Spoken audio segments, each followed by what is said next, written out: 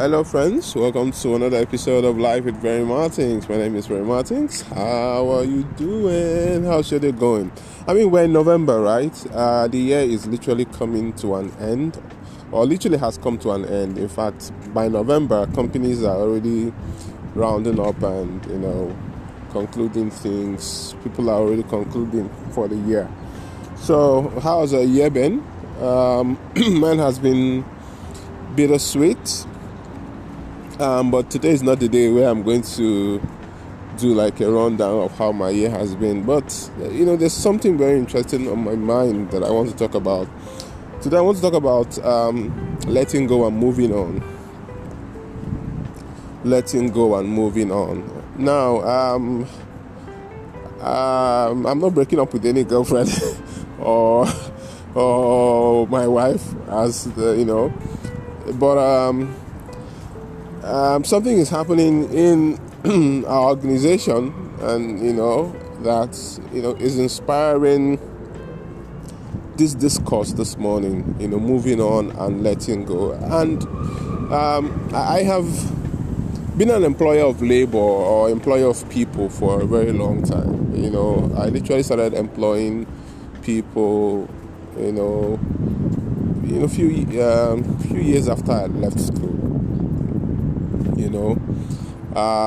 Running Gospeltainment for a very long time, then running Vivera, Gotcha Technologies. So I've done quite a bit of employing in my small capacity, not anything fancy, but when you are responsible for people, you're paying salaries, you're always thinking about and looking out for them.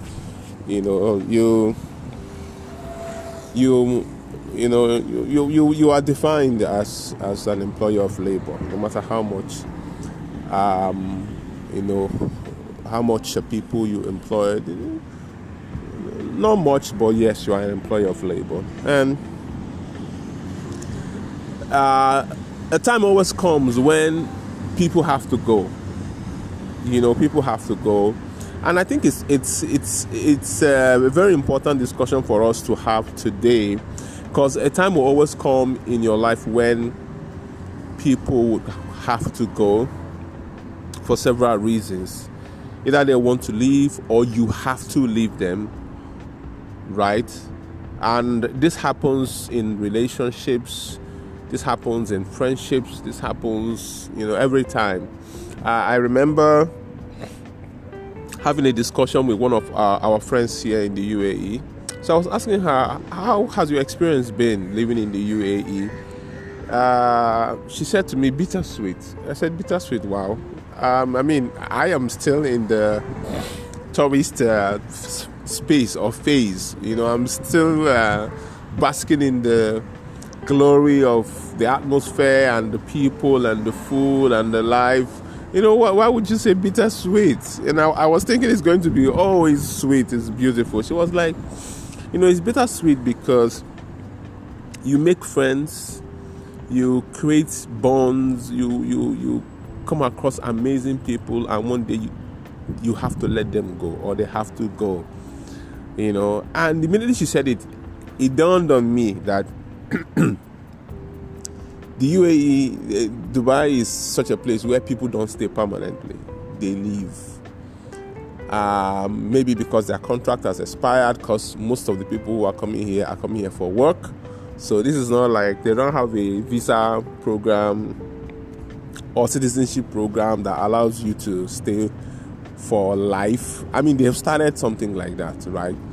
But it's expensive. It's not here for regular people. They are trying to, the UAE government is trying to open up their country more and more to make people stay, because they are seeing the need for people to stay back.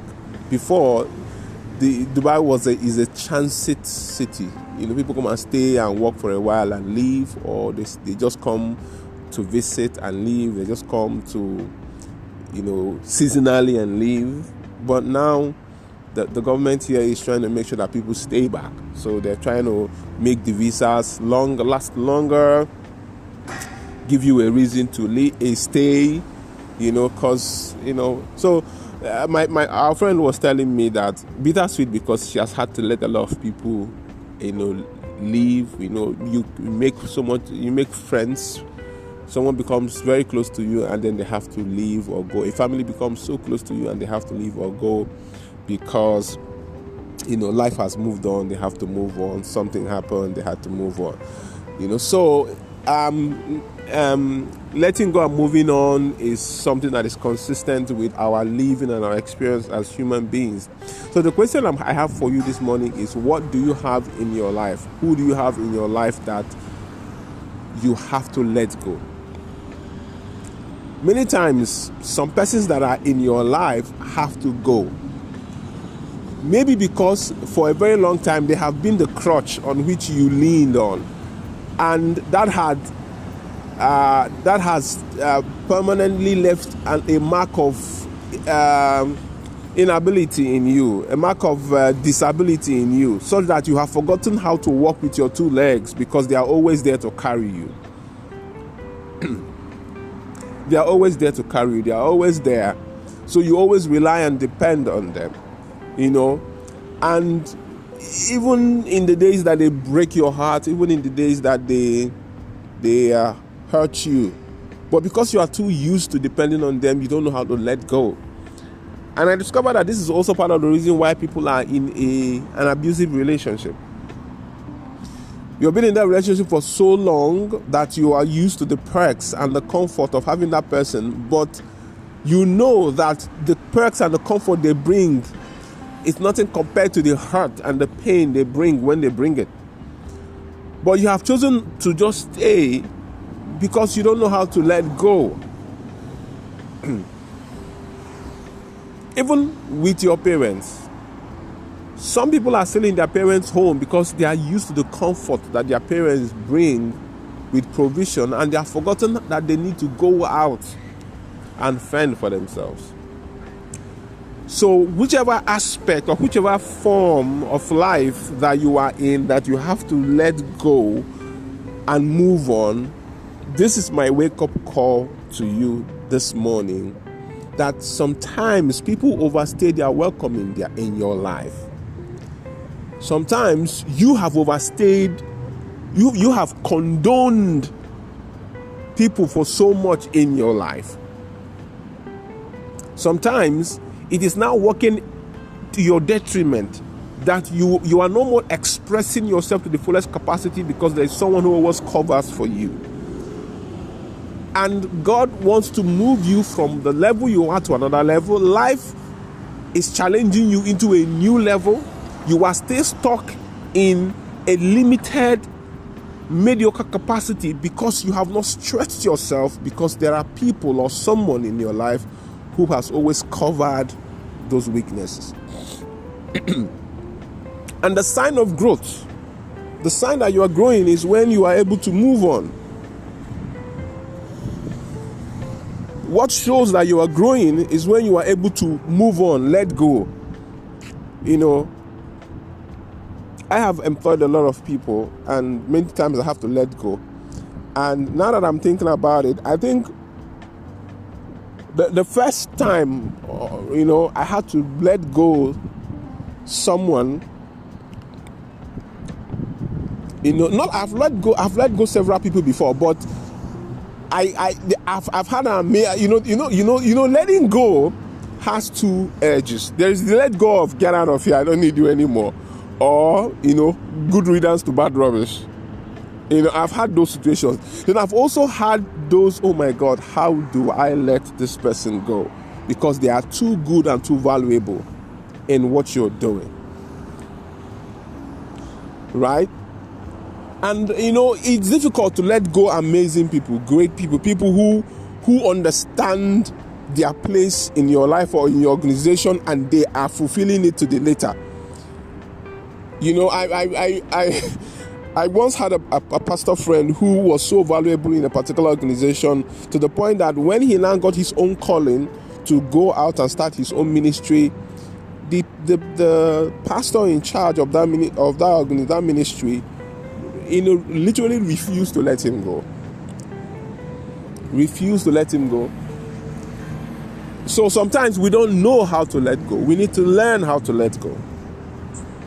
So this staff I had at that time, very, very, very valuable person. The value she brought to our organization, both as an individual and then as a staff, was immense. I mean, she came in from the UK to come and serve, work in Nigeria, or do what we call youth service in Nigeria. And then she came to us and joined our online radio station. She had an amazing voice. She has a great personality. She has an amazing outlook towards life. So her just being in the space brought a lot of light, in the organization. But at the end of our youth service, she had to move on. She had to move on. I think what happened was that she, after working with us for a while, she wanted to delve into something else that was not what we were doing, and she needed to move on. And she brought a lot of validation for me at the time, because I didn't see, I knew what I was doing. We were running an online radio and I knew the impact we were bringing. But when people who, at that time, when someone who had that level of education, level of exposure, because that time I hadn't traveled anywhere around the world. So for someone who lived in the UK all her life to come to Nigeria and wanted to work with us, it made me feel special. It made what we were doing feel special. At that time, this was many years ago. It was almost 10 years ago. So it made what we were doing feel special. So she brought some level of validation. Her presence was some sort of validation for us at the time, for me at the time. So seeing her wanting to go was a bit of a struggle. Was a bit of I had learned how to let people go, but that one was a strong one for me. It was a strong one for me. But then again, I had to tell myself, that is life. People come and people go. And after that experience, that was literally my first serious letting go and moving on experience. And after then, I kind of just understood that people will come and go in your life, especially when you have something going on, when you're building something or you're doing something amazing. People will come and go in your life. You have to learn how to live with it. One other experience I've had about people leaving or letting go is in my job, working with a lot of artists. I've worked with so many amazing artists, and every time I am engaged personally in working with an artist, either as a publicist, as a PR consultant, as a promoter, or as an artist manager, I put my all into it because I'm passionate about music. So I put my all into it. And then there always comes that time when either they don't understand what I am trying to do, or I don't understand what they are trying to do, or there is a miscommunication. There is something happens that will now warrant to them wanting to move on to go and work with someone else, or that will warrant that I want to terminate that relationship and move on. So I've had a lot of experiences with moving on, especially as an employer. Most of my experience, I didn't have a lot of experience with moving on in relationship in terms of maybe you're dating someone. I didn't have a lot of that. In fact, I think I only had one experience of that, that term called breakup, and then I was the person in the receiving end of the hurt. I think it's just one, because I was too busy with my life that I wasn't bothered if a girl broke up with me. I didn't care. I was too busy trying to build my life, But the breakups that had hurt me, or the letting goes that had hurt me, I felt bad, were the were the work-related ones, because that was where I was more vested in. The work-related ones where I've had to let certain very amazing staff go, because they had to move on with their life. They had to go to some other city, or sometimes it's a situation where it was a really bad situation, where the staff did something really, really bad, hurt you, betrayed you, so sometimes it's just that bad. But over time, I had learned that always in life, everybody has their purpose. Everybody that is with you at the moment has their purpose and the reason why they are there. They may know it, they may not know it. It might be intentional, it might not be. But there is always. Bishop T.D. Jakes said that there are different types of people that you encounter in life. Some of them are comrades, some of them are constituents, and some are confidants. These are the three types of persons you are going to encounter in life. Some are comrades. Comrades are against what you are against. You are fighting a cause. They want to join and fight the cause because the cause affects them. Any day the cause you are fighting doesn't affect them anymore, they jump ship, they leave you and go some comrades. Constituents are people who are for what you are for. They are almost like comrades, but they are part of. So constituents are part of your community or part of your organization. They are part of what you are part of. They are invested in something that you are invested in. But the thing is that any day the situation favors them more than it favors you, they can decide to leave and they have moved on. So both comrades and constituents are mostly about personal fulfillment. They don't care, they are very unlike the confidants. So the confidants are those who are with you, whether you're going up, whether you're coming down. The constituents are the type of people that once the relationship is no more favoring them in a particular way, they leave. They are the constituents. They are not there for you when you are down. They want to move on to the next thing if you are not going the way they are going anymore. They don't care to want to pull you or help you to come up. No.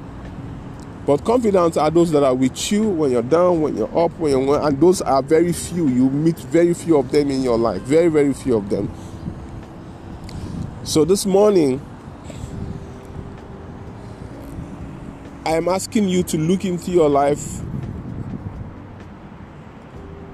and see those opportunities of moving on and letting go and appreciate them. And this might be a wake-up call to you if you have had this crutch your entire life and it's not letting you grow. Because the truth is, every time you let go and move on, you actually grow. You grow muscles, you grow better, you grow bigger, you grow better. It might hurt, it might be painful at the time, but you have to move. So tell yourself, I have to move. I have to move. I have to move on. I have to move. I'm also in a season of moving on right now, right? It's part of what is inspiring this podcast today. I'm also in a season of moving on, and this is me reminding myself that it's good to move on once in a while. Someone has stayed with you for a while, and then, a time comes when it seems as if your ideals and their ideals are no more aligning for some reason. Maybe they just want to go and pursue their own thing, which is also very okay. So even if you are in a relationship with someone, business relationship, you are working somewhere, academic relationship, personal relationship, you're dating someone, or you are in a particular church, and then you are serving, and you feel it's time to move on, don't wait, don't stop. Walk up to the lead person or the person involved and say, look, this is the state I am in now. This is what my heart is telling me. This is the feeling I'm having. I want to move on to the next thing. If they are smart, intelligent people, they're going to tell you, you know what, it's okay, fine, God bless you, thank you for all you have done for us, adios. But if they are not matured people, they may want to make trouble with you and all. It's okay, don't listen. You have to move on. You really have to. One thing I have learned about moving on, especially when you feel it's time for you to move on, is that nothing is going to change if you don't take that decision. There is a common understanding or misunderstanding within Christian faith that has it that if you are serving a pastor for years and you got a calling, or you want to move on to other things, and that pastor does not bless you, or that man of God does not bless you and say, oh yeah, go and prosper, I release you. They call it releasing.